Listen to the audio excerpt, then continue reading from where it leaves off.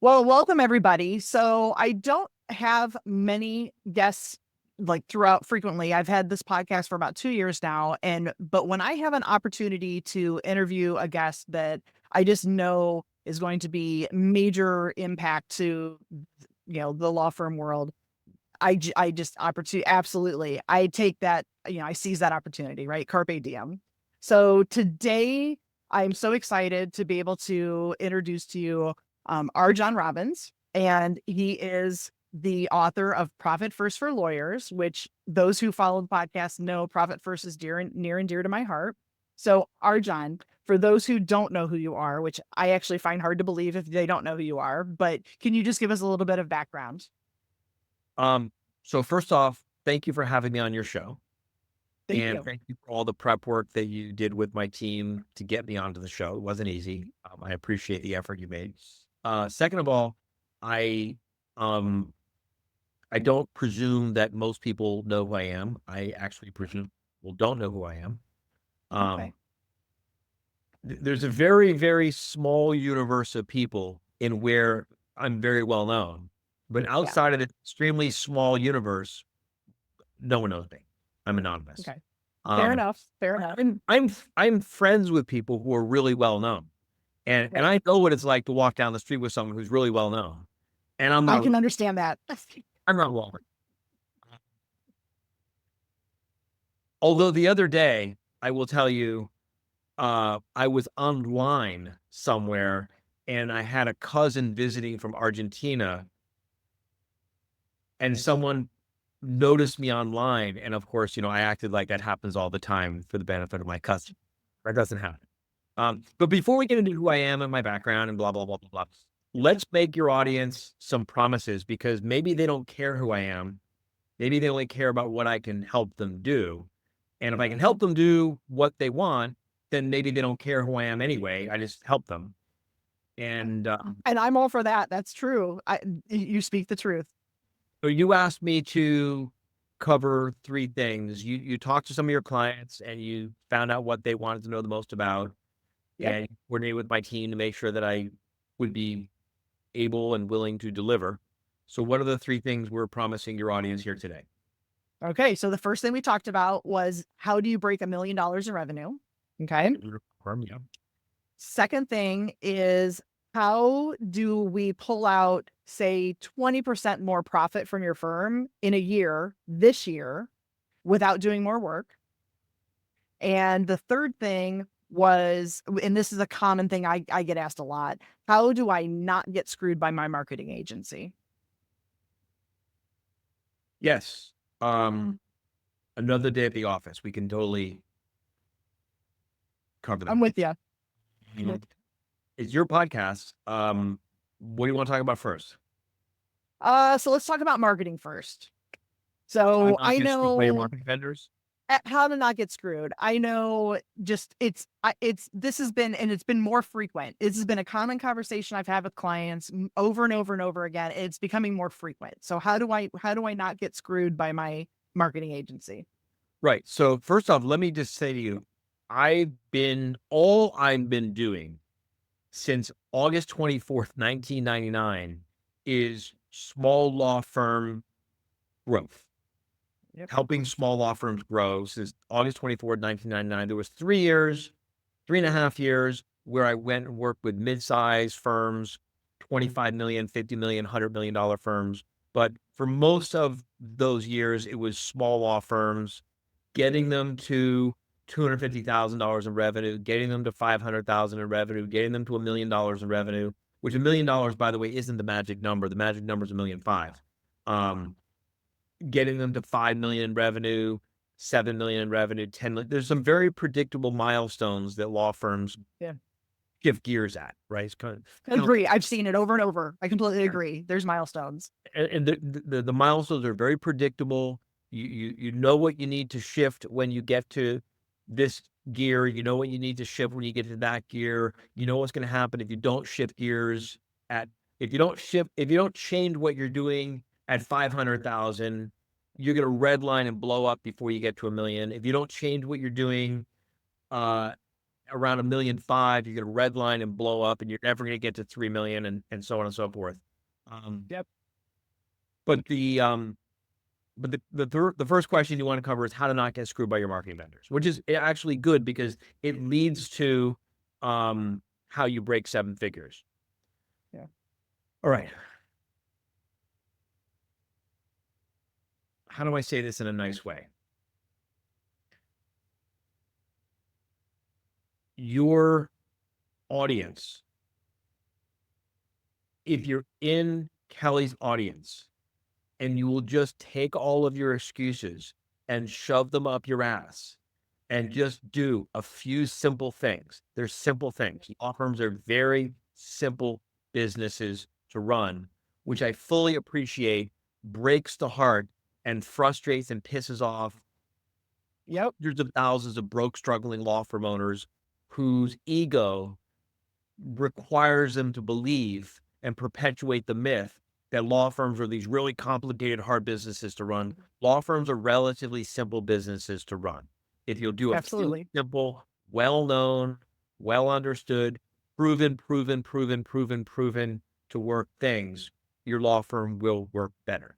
So, number one thing to prevent yourself from getting screwed by your marketing vendors, it's so obvious, it's so simple, is require accountability. Yeah, that's huge. Agreed. I want to see ROI. I want to see data. I want to see metrics that matter. I don't want to see bullshit vanity metrics that don't matter. Right. I don't care how many followers I have. I don't care how many likes I have. I don't care how many visitors I have. I don't care how many uh, uh, ratings I have. Yep. I don't care how many followers I have. I don't care about any of that bullshit. What I care about is how many new clients did my firm engage in the last quarter?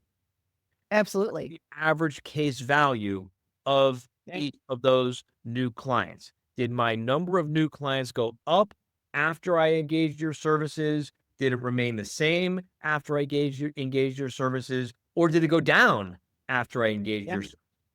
Number one. Number two, did the average case value go up, stay the same, or go down? Because maybe the number of cases went down, but the average Mhm. case value went up, and that's a good thing. Because Oh, absolutely. maybe before you were just churning, dozens and dozens and dozens of the wrong kinds of low value, high maintenance clients, and a marketing agency came in and did a great job of dialing in the message, which reduced the number of leads, reduced the number of clients, reduced the number of headaches, but drove up the profits by increasing the average case value. The point is, you've got to track this. You do not need any fancy software. You do not even need a computer. Lawyers were tracking the ROI on their marketing. Lawyers have been tracking the ROI on their marketing for literally hundreds of years. Yep. Before the internet, before social Yeah. media, before computers, we used these things called pens. It's amazing, right? Amazing tool. Actually, we use pencils. Right? All you want to do is just track how many new clients did the firm engage quarter by quarter by quarter.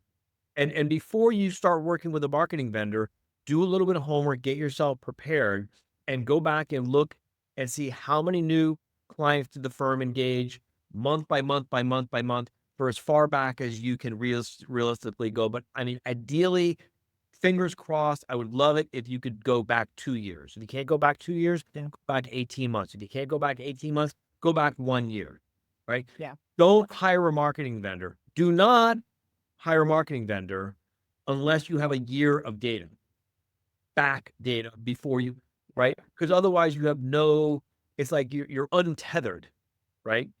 But if you have at least a year of data, ideally 2, and real simple data, how many new engagements did we have in January, February, March, month by month by month by month by month? Because what you want to track is January against January, February against February, March against March. Don't let a marketing vendor come in and take credit for a seasonal rise. Don't punish Oh, absolutely. vendor. Don't punish the marketing vendor for a seasonal dip, right? Yeah. To go January against January, February against February, and so on and so forth.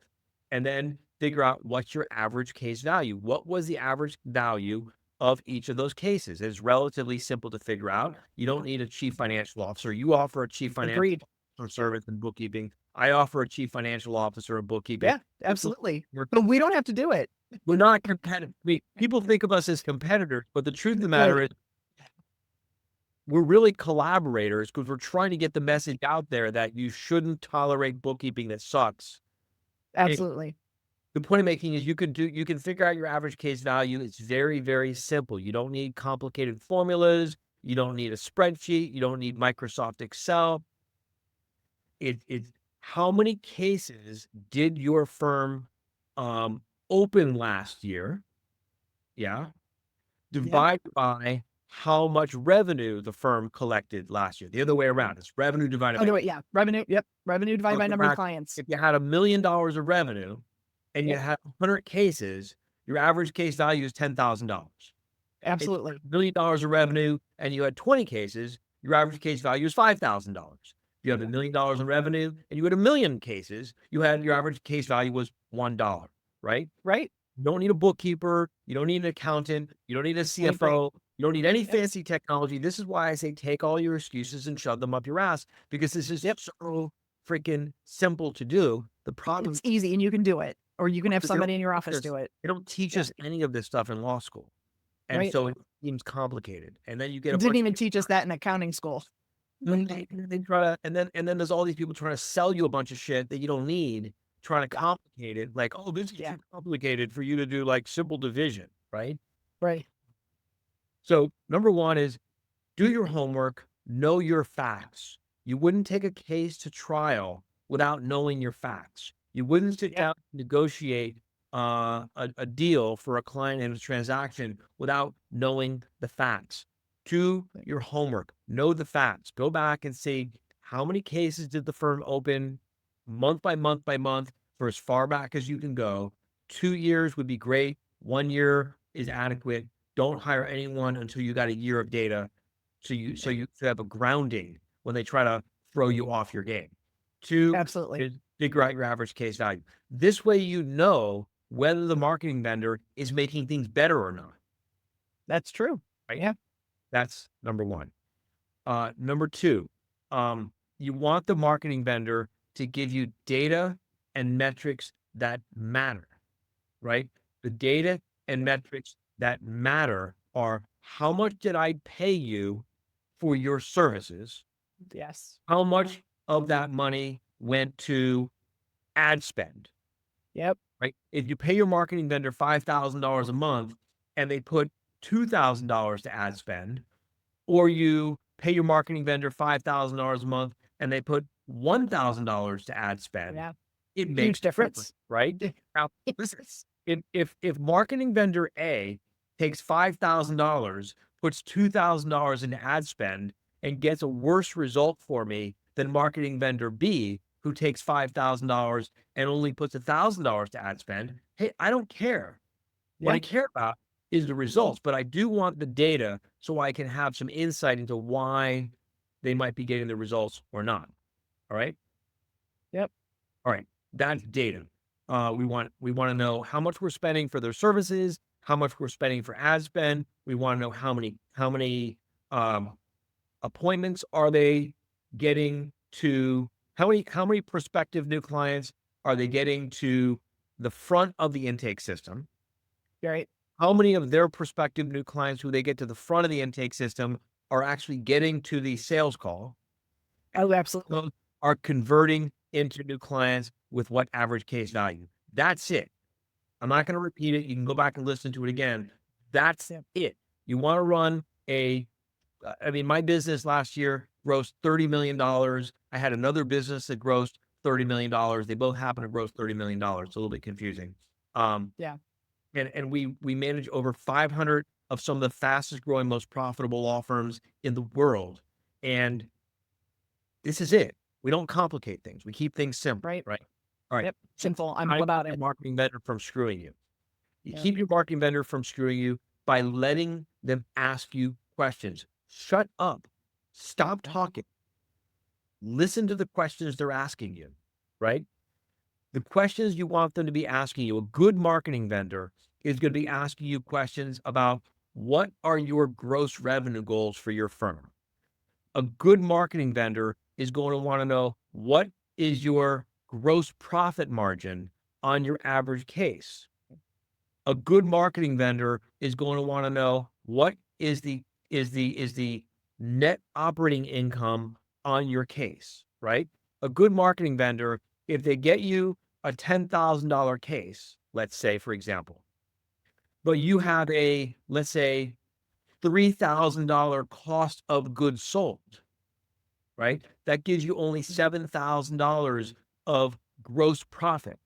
A good Yeah. market vendor isn't going to try to take credit for the 10,000. They're going to understand that they really only got you 7,000, right? Right. Good marketing vendor is going to ask you uh, all the different types of cases or matters that your firm goes after, and what's the gross profit on each of those different types of cases, right? Because Yeah. if you're selling steak and chicken and fish and salad and beer and wine, right? And the margin is highest on the beer and second Yes, it highest on is. the wine and Right. third highest on the steak and fourth Yeah. highest on the fish. I'm making this up. I don't know. Right. Who know? Yeah. Yeah. I'm with you. I'm following. Good marketing vendor will be asking you these questions because a good marketing vendor is going to try to help you think strategically about what types of cases you should be focusing on. A Yeah. shitty marketing vendor, most marketing vendors, unfortunately, not all of them. There's some really good I ones. know. I don't want to Yeah. cap dispersions on everyone, but most marketing Yeah. vendors do in fact suck. You know what? Um, I know. they're not asking these questions because fundamentally they don't have a real business themselves. When I dig into it with a lot of marketing vendors who our members bring to us, when Mhm. my team digs into it, we find out that the marketing vendor doesn't have a written business plan. The marketing vendor doesn't have a marketing plan of their own. The marketing vendor doesn't have a marketing budget of their own. The marketing vendor doesn't keep track of their own data and metrics and key performance indicators. The marketing vendor doesn't know their own cost of goods sold. Well, think of it this way. Either your marketing vendor doesn't know how to run a business, and that's not someone you should be taking marketing advice from, right? Right. And I understand they're not advising you on how to run the rest of your law firm, but Right. if the marketing vendor doesn't have a marketing budget of their own, Right. how are they help? This is the blind leading the blind. If the market Absolutely. if the marketing vendor doesn't know their own cost of goods sold and their own margins, right? This is bad. I would be asking the marketing vendor, what what key performance indicators and what data and what metrics do you track in your own marketing? We we run one of the services we offer. Um, I think we have probably 200 or so law firms where we function as the chief marketing officer for Okay. the law firm. And basically, it's a vendor wrangler service, right? And we have these conversations side by side with the owner of the law firm with the marketing vendor. So the marketing vendor has been blowing smoke, blowing smoke, blowing smoke. And then one of our CMOs gets on call and asks a bunch of questions. The marketing vendors, collapse, right? Because what we find out, by the way, I just want to make a little disclaimer here. Okay. Um, you asked me to be a guest on your show. I'm happy to be a guest on your show. If someone wants to buy my book, Profit First for Lawyers, I would love it. You should buy Profit First for Lawyers. We also have a great podcast, Profit First for Lawyers. Yeah. Absolutely. A lot of free resources you can take advantage of to help you with marketing, sales, hiring Yes. staff, training staff, financial controls, every aspect of running your law firm. But I got nothing to really sell here to your audience. We have had a waiting list for better than the last 2 years. For most of the last 2 or 3 years, we've had a waiting list. We have a waiting list today. I'm not trying to sell anything to your audience. I'm just making a point to try to illustrate. But definitely get the book. Seriously. Like, I will tell you, get the book. I wrote the book myself. There was no ghostwriter Yeah. call. I wrote the book in Right. 9 days, by the way. Good for you. Yeah, after Mike lit a fire under my ass real high. Yeah. It Uh, took me 18 months to write my book. need It's 9 because days. Ron and Liz lit a But fire under my butt. it took me years to write the book. And then Mike called me one day. He's like, dude, if I don't have the book by this date, I'm giving it to someone else. I'm like, okay, I'll get it done. And I literally went away down to the Florida Keys and wrote the book in 9 days. Okay, so I have to tell you, so I've heard you say that you've said before that Mike wrote the Profit First book like you would have written it. I've said the same thing, but I actually have said I wanted to write the Profit First for lawyers. So you Oh, actually wrote my book. okay. So that can come full circle. So,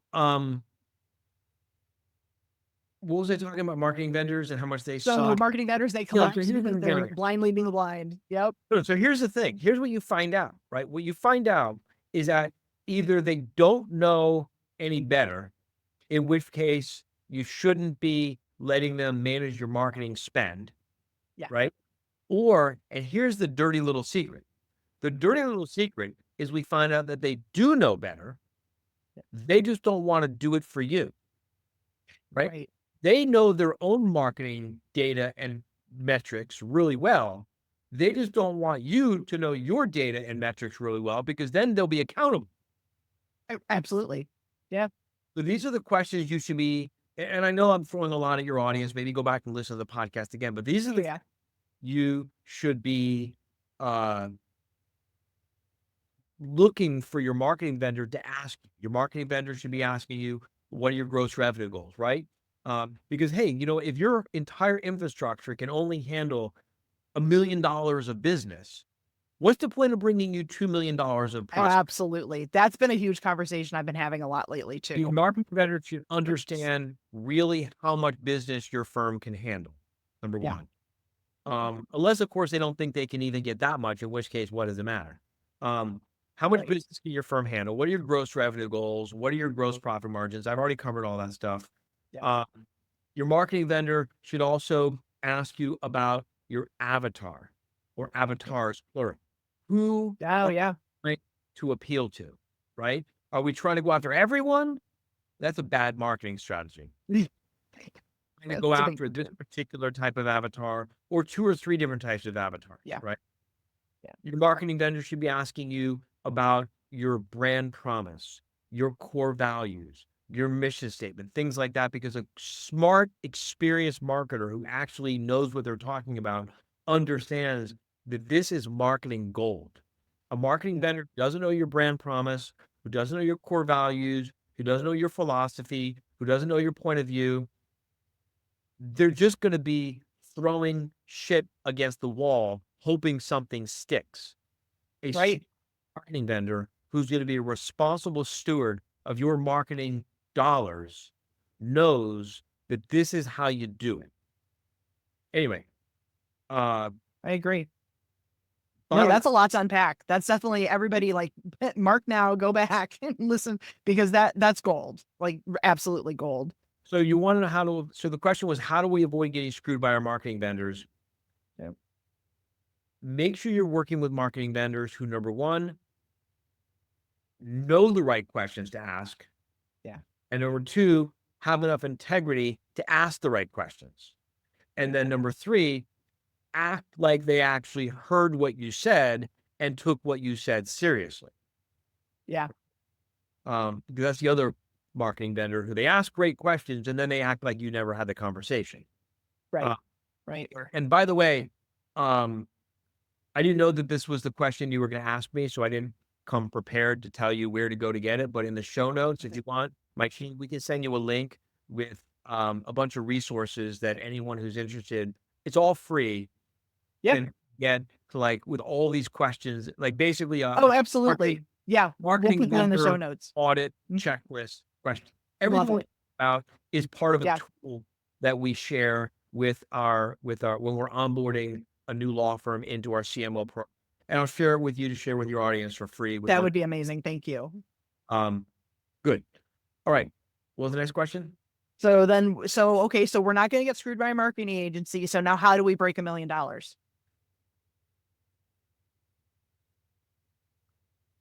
Well, so I want you to imagine that I give you a map. Okay. It's a topographically extremely accurate to great map, a really good map.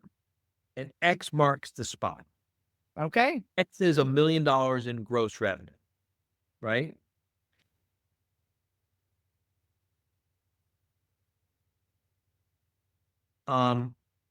And let's suppose I blindfold you, I put you in an airplane, and I fly you around for a while, Okay. and we land safely, Okay. and I give you a bottle of water, and I give you the map, and I say, here's the compass, go. Okay. That's good because I thought where you were heading is you were going to push me out of the airplane with your parachute to go No, figure it we out. I never do like that. this better. No, I would never do that to someone. We don't do that to our Okay. members. We take very Love good it. care of Awesome. them. We land safely. Okay. Here's your water, right? Go. Yeah. X spot X is $1 million in revenue. Are you going to go north or south? Right. East or west? Right. Which way do you go? I know. I mean, yeah, just because you see a map doesn't mean that you have the things in line to get you where you're going. Because you don't know where Absolutely. you're starting from. Right. Like, Exactly. you have no bearings, right? Yeah. This is an accurate map. Right. X marks the spot, and I even have a compass, but I don't know where I am on the map. Am I north of the location that I want to Right. go, and I got to go south, or am I south of the location that I want to go to, and I got to go north to get there, right? Right. So the first thing you do if you want to have $1 million law firm is you got to get clear on what you have today, which most of the tens of thousands of lawyers that I've worked with since 1999. I've been doing this since 1999. Tens of thousands. I don't think there's anyone alive today. In fact, I know that there's no one alive today who's worked with more lawyers to build successful law firms than me. And my team is got even more years of experience combined. And we have 100 full-time employees managing these 600 law firms. I don't do this by myself. I get Oh no, absolutely. I get all the credit, or I get a lot of the credit, but my team really deserves a lot more credit than they get. Anyway, start off knowing where you are, right? Yeah. Really take the time to think through and understand what were the actual revenues last year. Don't guess. How many cases did the firm actually open last year? How many cases did the firm actually close last year? Don't guess. What was Definitely don't guess. Yeah. average case value? Don't guess, Yeah. right? What was your cost of acquisition? Don't guess. If you spent $100,000 on marketing last year and you got 100 new cases, your average cost of acquisition is $1,000. It's real simple. If you spent $200,000 on marketing and you got 1,000 cases, or 100 cases, your average cost of acquisition, ACV, is $2,000, right? These are not complicated mathematical formulaic. These are simple common sense math questions, right? You can do Right. Yeah. right? Yep. What was your labor cost? What was the firm's labor cost ratio last year? If it took you $200,000 in labor costs to produce $1 million in revenue, or did it take you $300,000 in labor costs to produce Yeah. $1 million in revenue, or whatever the number is, right? Right. Right. There's some questions that you got to start knowing the answers to, right? Yeah. Then you, there's a business plan workshop that we offer. And again, I'll share this with you to share with your audience for Yeah. free. Great. Yeah. And the first thing we do with the business plan workshop is we have this matrix that we've developed over the years that, look, there's 7 main parts of every successful law firm: marketing, sales, production, people, physical plan, financial controls, and you, right? Yep. So, and then within marketing, sales, within each of the 7 main parts, there's policies, there's Yeah. procedures, There's checklists, there's templates, there's data tracking, metrics, KPIs, right? Yep. Yep. And so it creates kind of like a grid. You get what I'm saying? Okay. Yeah, I do. And so you go through and you basically rate where you think your firm is on each box on the grid. Oh yeah. No, that's good. Yeah, because you have your starting point now. Yeah. And you give it a 2. 2 is good or very good. Okay. A 1 is good enough for now. And a 0 is total dog shit, including doesn't even exist. So And it you got to be goes honest with for yourself doing total this, dog though. shit, Yeah. you give it a 0. Yeah. If it's good enough for now, you give it a 1. If it's good or very good, you give it a 2. But here's the big mistake that lawyers make, right? Which is big part of the reason they never break the 7-figure barriers, because we like to do what we like to do. And we like to do what we're comfortable at. Yep. And we're comfortable with the things we're already good at. Right? So let's say that there's something in this grid that's got a 2 because we're already good at it, right? Yeah. And we're comfortable with it and we're familiar with it. And there's something else on the grid that's got a 0, probably because we're not good at it and we're not comfortable with it. So what do? They want to turn the 2 into a 3 and then the 3 into the 4. And it's like, let's tune up the engine and repaint the car and reupholster the interior, fix the air conditioning and make this thing look freaking great. Right. You have a flat tire. You're not going I to was just going to say that. a flat tire, right? Exactly. So Right. what we do, and this is why this isn't cookie cutter. This is why anyone who tells you that they have the formula for doing it, Yep. someone who's Yeah. full of crap. They don't know anything, right? Agreed. Yep. We got to make a custom solution, a custom diagnosis, a custom prescription just for you based on where you are, because no 2 law firm owners have ever come to us in exactly the same place, right? Right. To figure out, get your 0s to 1s. After your 0s are at 1s, then we take the 1s, we turn them into 2s. Then after all the things are 2s, then we can work on taking some of the 2s and turning them into 3s. And so I love that approach. I love that. Anyway, this is how you build $1 million law firm. There's one other thing, Yeah. and this is huge. Yep. This is huge, huge, huge, huge, huge. Okay. A little bit self-serving for me to say, and I'm sorry, but I don't know how else to say it. All right. Go for it. Get yourself away from all of the help rejecting complainers. Yeah. Stop I'm with hanging you. around with everyone Yeah. who's got the same problems and the same excuses and the same stories that you do. Yeah. Because you feed off each other. No progress. Validate each other, right? But here's Right. the thing. There's different stages that law firms go through. 0 to about $250,000 is stage 1. Yep. 250 to around 500,000 is stage 2. 500,000 to about $1.5 million, not a million, $1.5 million is stage 3. $1.5 million to around 3 million is stage 4. 3 million to 5 million. You get what I'm saying? Yeah, absolutely. I'm with you. I'm on board. Yep. Don't hang around with people who are in the same stage that you're in. Yeah. Don't hang around with people in the next stage up either. They're because that was my go-to. Is the next they're stage even up. more dangerous than the people in the same stage as you. Oh, that's interesting. You got to leapfrog and get to someone who's at least one stage removed. Yeah. So if revenues are 250, don't hang around with anyone whose revenues are less than 500. Yep. Right? Why? That's a great point, because I didn't think of it that way. I've always looked at the people ahead of me who are willing to turn around and help those who are behind. And that's phenomenal. I love that. They don't have enough perspective. Yeah, you're right. Or even half the time understand why the things that are working. They just happen to work. You're right. You're right. Perspective. Yeah. And a lot of the time, their ego is not strong enough for them to admit, I don't know. Yeah. Right? So yeah. Imagine you got, a bunch of 5 and 6-year-olds, right? You don't want them being babysat by a bunch of 8 and 9-year-olds. That's true. Imagine you got a bunch of 8 and 9-year-olds. You don't want their babysitter to be a bunch of 10 and 11-year-olds. Right. You get a bunch of 10, 11, 12-year-olds. You want them being babysat by someone who's 13 or 14, right? Yeah. They're too close to each other, right? The Yeah. 13-year-old is still trying to impress the 12-year-old. That is very true. Yeah. The I love that 13-year-old, analogy. and the 11-year-old doesn't have enough maturity or experience in life to recognize that the 13-year-old doesn't know what the fuck they're talking about.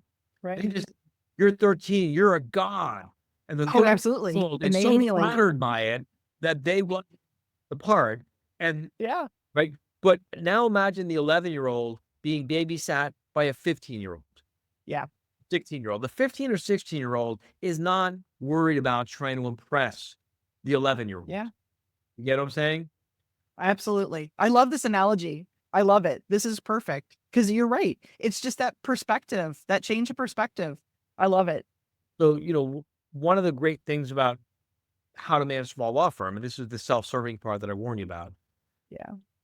we manage almost 600 of some of the most successful law firms in the country. Yeah. Every January, we celebrate all of our members who broke the 8-figure barrier and all of our members who broke the 7-figure barrier. Yep. And we have another special little celebration for everyone who really broke the 8-figure barrier. Right. Sorry, really broke the 7-figure barrier. So there's the 7-figure barrier, the 8-figure barrier, and the real 7-figure barrier. Do you know the difference? Yeah. I think we talked about, but the difference is not $1 million, it's $1.5 million, right? No.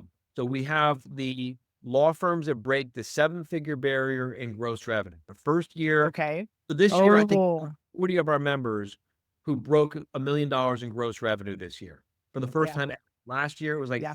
35 or 40. Every year, the number keeps getting bigger and bigger and bigger. Then we have our members who broke the 8-figure barrier for the first time. First year, they broke $10 million or more in gross Okay. revenue for the law firm. And then we have the other group, which is the people who really broke the 7-figure barrier, which is $1 million of personal total owner benefit. I Right? love that. I Who love gives a that. crap what the gross revenues are? I know. I take home, take care of my family, right? Right. No, I agree. I'm on board. Anytime somebody says I have a revenue goal, I'm like, that's great, but I'd rather see money in my bank. What I is need your my bank total account to owner grow. benefit goal, Yes. right? Yes. So when you're with hundreds and hundreds and hundreds of law firm owners from whom having $1 million, multi-million, even 8-figure law firm is normal, Yeah. it puts things in perspective. You can go over and you can pinch them and say, look, are you real? Yes, I'm real. You got kids, I've got kids. You got a dog, I've got a dog. You got crazy parents, I got crazy parents. You fight with your spouse sometimes, I fight with my spouse sometimes, right? There's all these people out there acting like their life is so perfect. And then you think, and then you look at your life and you think, compared to this fake life that they're trying to portray, my life is dog shit. And so I can never have what they have because there's such a hang around, a couple hundred people who are like real down to earth, normal people who have multi-million dollar and 8-figure law firms. And you'll realize it's like that song, Is That All There Is? Like, it's not that big a deal. You can do it too. Really anyone can. Yeah. All right. So that answer your question about breaking the 7-figure barrier? Yes, it does. Absolutely. It's One inspiring. I agree. One last thing, because this is something you mentioned to me in the pre-show. You didn't name your client. I don't know who your client is. Whoever you are, Kelly did not give me your name. She didn't tell me if you're a man or a woman or a non-binary. She didn't tell me your practice area. I know nothing about you other than the fact that you think you're going to save your way to success, and you're not. You're going to invest your way to success. If you're not investing in marketing, investing in staff before you need them, investing in onboarding and setting your brand new employees up for success, investing in training, investing in policies, investing in procedures, investing in bookkeeping, investing in financial controls. If you're not making these investments, your law firm will stall out. And usually it stalls out around $1 million in revenue. And if you're not continuing to invest, it will implode badly around $1.5 million. All right. Yeah. Oh, completely agreed. I've seen it. Yes. I love that. Okay. So the last thing that we promised everybody is, how are we going to pull out 20% more profit without increasing your workload. Oh my God, there's so many easy ways to do this. Okay. I'm just going to give you a few ideas, right? Okay, let's do it. Yep. Literally, we could do an entire podcast just on this, and I'd be happy to come back if you want to just do a pod. If your audience is interested, I'd be happy to do a podcast Okay. that's just on this, and they can even write in with their questions. Maybe we even do it live, and they can like challenge everything. And Oh yeah. they're not going to stump me. I've been doing this for 25 years. Excellent. So, okay, one, when is the last time you adjusted your fees? Yep. Most law firms have no real strategy as to why they charge what they charge. Well, because the guy down the street charges. The guy down the street charges X, so I must charge X. Yeah. X plus 1 or X minus 5. Yeah. There's no strategy whatsoever, right? Yeah. No one's asking you to carve your price onto the side of your building. No one's asking you to paint the price on a sign. No one's asking you to publicly announce it to the world. Just do this test, right? The next 20 clients, the next 20 prospective clients who come in, quote them a fee 10% higher than whatever you've been quoting. If you haven't adjusted your fee in the last few years, which is probably speaking to most of the people in the audience. Yeah. For the next 20 prospective new clients, just test to find out if there's an appetite for a fee 10, 20% higher. Just test it. Absolutely. But Absolutely. Here's the thing. And this is very important to me. Okay. Not asking you to just raise the price. Yeah. I want you to reinvest some of that into giving more value. Yeah. All right. So every time we have adjusted our fee here at How to Manage a Small Law Firm, we have more than offset it by adding value. That way, Absolutely. staff feels good about it. Our members feel good about it. Everyone feels good about it because, one of the things that we feel strongly about, that we believe here in How to Manage a Small Law Firm, is every dollar you invest with us, you ought to get back at least $3 to $5 back in ROI, right? Yeah. So Kelly, if you give me $1 and I give you back $5, is it going to be? I'm excited. And I say to you, hey, listen, the fee is now $2, but I'm going to give you back 10. Right. The fee is now $3, but I'm going to give you back 15. The fee is now $4, but I'm going to give you back 20. I mean, pretty soon you've got your clients, and this happens. This actually happens in my business. We actually have clients asking, if I pay you more, will you? Well, do more. Yeah. Yeah. Will you give me more value? So test it, right? So let's just say your average fee, I'm making this up, is right. I mean, you do bookkeeping and CFO services for a bunch of clients. What do you want to use as an average number just to make them just for purposes of this? Right. Oh, easy would probably be like 500 an hour. $500 an hour. Yeah. Right. So $500 an hour, and on that $500 an hour, probably the cost of goods sold on that $500 an hour is typically what, around? I'd say probably like 40 to 50% is what I typically see. Okay. $250 cost of goods sold, COGS, which, by the way, if anyone wants to learn how to calculate COGS, I've got a video that I can share with Kelly. I'll share it with you. But I just that's great. I just got to warn you, it's going to piss you off. Uh-oh. Piss me off or piss them off? Oh, it will delight you. It will piss them off. Oh, okay. You know why? Well, then I'm all for it. Let's do it. You know why? Why? Because we took a bunch of the teenagers of our members and we taught them how to read a set of financial statements. And then we put them up on stage and we had them teaching a group of, I think we put them in front of awesome. lawyers and teaching them how to read a set of financial statements. And one of the exercises was how to calculate your cost of goods sold. And it was like, okay, your teenage kids can figure it out. I love it. I love it. That's awesome. That's a good event. I like that. And what's really awesome is those kids now are Yeah. like in college, and they come back. Yeah. They still come back like, oh my God, I know so much more than all of my professors. So 200. So we're talking about the 20% profit. Yes. Yep. Yep. All right. So $500 gross revenue, Right. $250 cost of goods sold means $250 gross profit. Yeah. In a reasonably well-run law firm, that $500 in gross revenue should be producing about, let's say, 25% net operating income, 25% owner benefits. Yeah.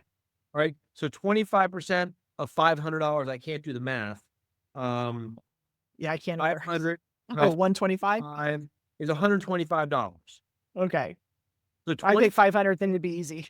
25%, 25%. Yeah, I could have done 1,000. How? Yeah, I can't do math.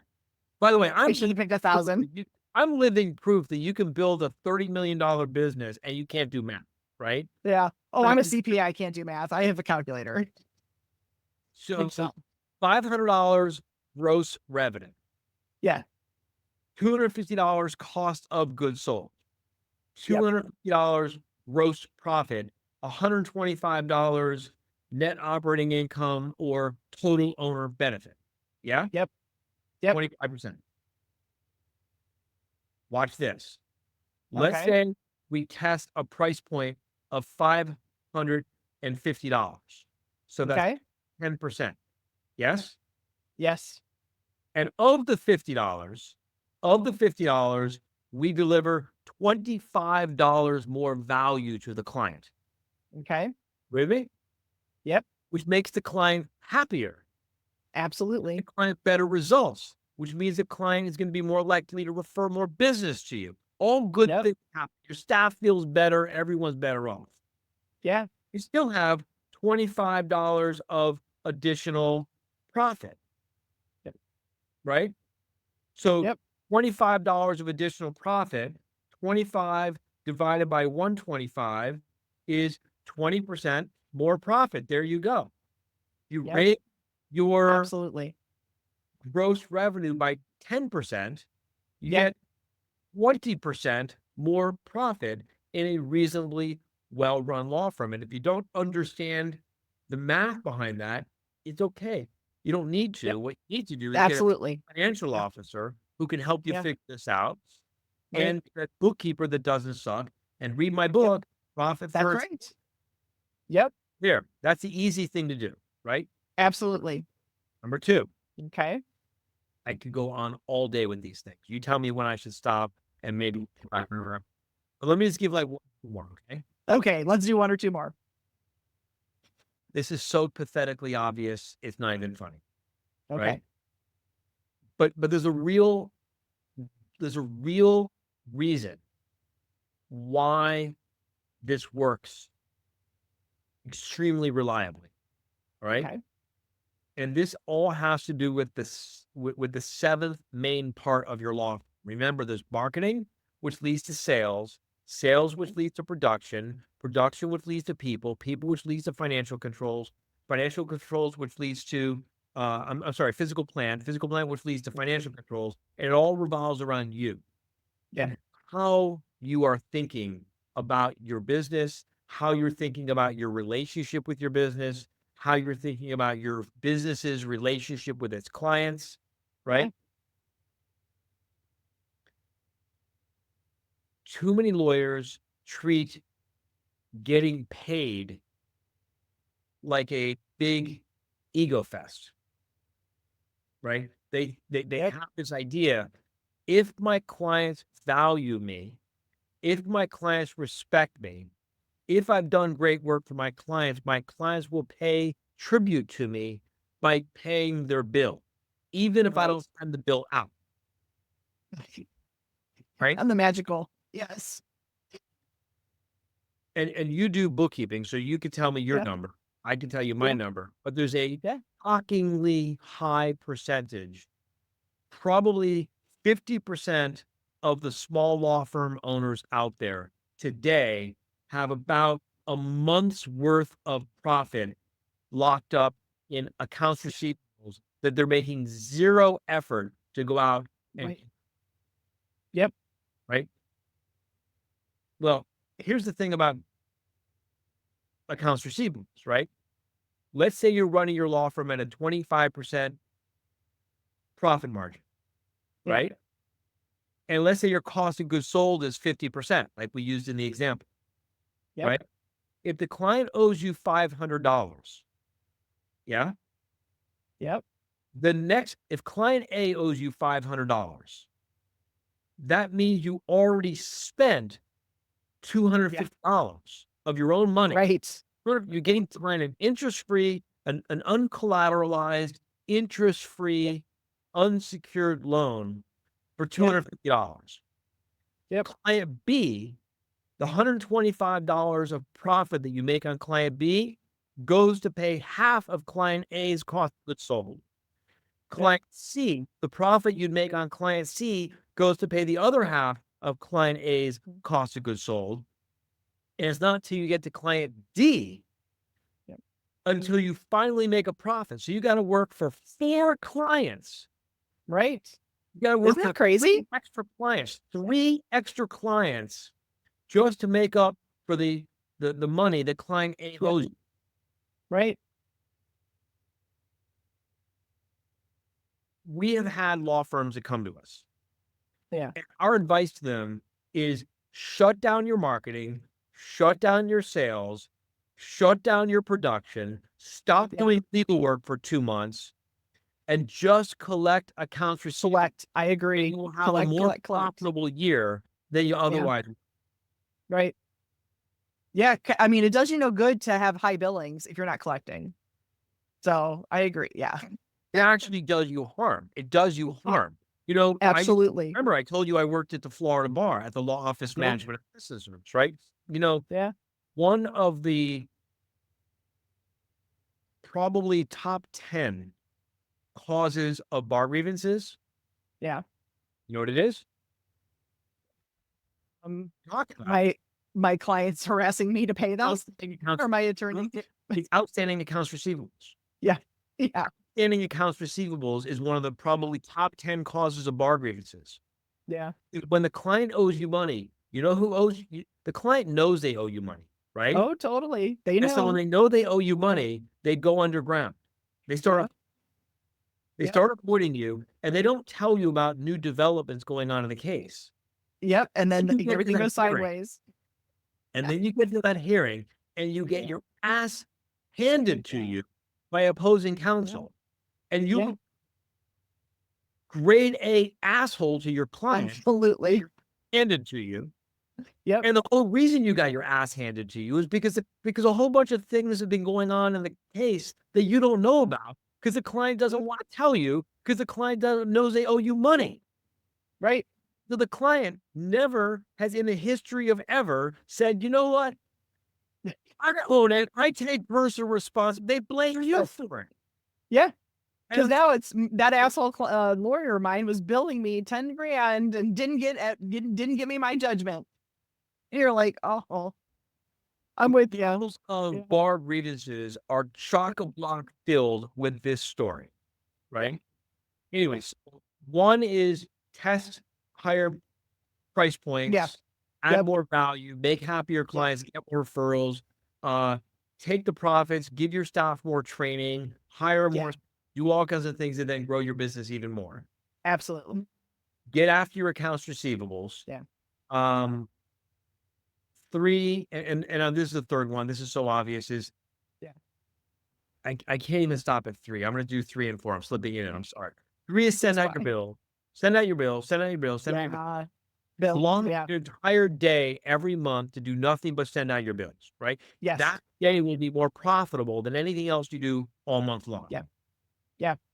remember I said lawyers love to do the stuff that they're good at, and they love to do the stuff that they're good at because they're comfortable at it, right? So they practice law, practice law, practice law, practice law, Right. spend a day, invest a day, send out your bills, right? Yeah. Don't do it whenever. Block a whole day. Yeah, definitely consistency. And even better yet, train somebody on your team to draft the bills so that you have minimal input time. Yeah, exactly. Yep. Last but not least is Yes. account for everyone's billables twice a day, every day. Oh yeah. Don't let anyone go to lunch until they turn in their hours for the morning. And don't Yes. let anyone leave until they turn in their hours for the afternoon. And then the next day, if they didn't turn in their hours the day before, don't let them get started working on anything until they turn it turn in. hours from yesterday. And then Yep. today, don't let them go out for lunch or stop for lunch until they turn in their hours for the morning. And look, this is obviously it used to be easier when everyone was working in the same office, but everyone's remote. Fine. Just have a check-in.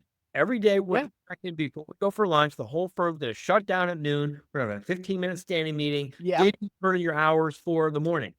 Good. Right. End of day, did you turn in your hours for the afternoon? Next morning, hey, Charlie, don't get started yet because you didn't turn your hour. We got to check in the morning before you get started. Look, Yeah. if you want to enjoy all of the benefits, and there are many, many, many beautiful, wonderful, luxury, terrific, fantastic benefits of having a highly profitable law firm. You get to hire better staff, you get to give them better bonuses, you get to give them more training, you get to give them more resources, you get to give them better equipment, you get to not work them to death, you get to invest more in marketing, you get to test more things and get more runway for making mistakes. You show up as a better version of yourself because you're not stressed out. Your clients are better off. Everyone's better off when your law firm is profitable. Absolutely. To do it, if you want to enjoy the effect, you got to focus on the cause. You got to do the work. Yeah. Absolutely. I agree. I mean, I used to do billing for a law firm. It was a 3-partner firm. The one partner was old school partner and he was the rainmaker. So but he still had time tickets, but he would wait until I would start drafting pre-bills. And then he was like, "Oh, I forgot to do my time tickets." I'm like, "Well, no shit. I'm looking and I know you didn't turn it in." That guy guaranteed was probably losing 20% of his billable hours. Oh, because I'd see him. I'd sit in his office. I'd have to sit at his desk and watch him do it. And he's pulling up his paper, his paper planner. Where did I go on the first last Those month? people are fools. Those people are fools. Agreed. And we went through this for years. Here, every month. Here, let me do it. Work. No, you're a fool. You're working for free, sacrificing your family's future for people who aren't even your family. You fool. Yeah. Yeah. Oh, we would go round and round all the time, every month. I'm like, oh. All right. So Absolutely. we covered, what was it? Yes. How to not get screwed by your marketing vendors. And I'm going to share the self-audit that you can share with your audience. How to pull 20% more profit out of your firm. I mean, like, probably I would be very surprised if every single person in your audience can pull 20% more profit out of their law firm this year without doing more work, just by following the advice we gave. We talked about some of the things that prevent you from breaking the 7-figure barrier in your all amazing stuff. I love it. This has been, an amazing conversation. I love the knowledge you've been able to share with me and my audience. This has just it's been a lot. So I'm definitely looking forward to getting this podcast published and, adding, the resources that you can share with us into my show notes. It's just amazing. So you do a lot for the industry. It's amazing. So thank you so much. And again, thank you for jumping through the hoops with my team, and thank you to my team for making this happen. Hey, they sent me cookies. So like some amazing cookies. They're almost all gone, but I got some amazing cookies out of it. So all is good. It's amazing. I love it. I did not expect that. I was very excited. Thank you. So they make you look good every day. They really are. Thank you.